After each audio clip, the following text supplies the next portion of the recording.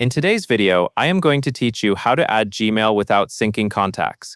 This is useful when you want to use Gmail for email, calendar, or other Google services on your device, but you do not want your Google contacts to merge into your phone contacts.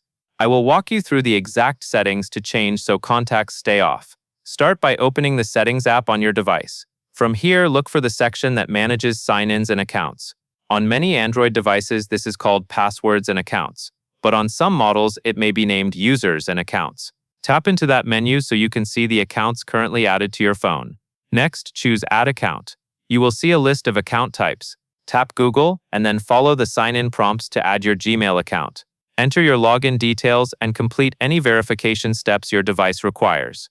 Take your time here and make sure you are signing into the correct account, because you will adjust sync settings for the account you add.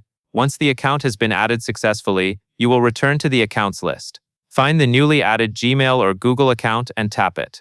This opens the account settings page where you can control what data is allowed to sync to your device. Now tap Account Sync. You will see different sync options like Mail, Calendar, and Contacts, depending on your device. Locate the Contacts option and switch it off immediately.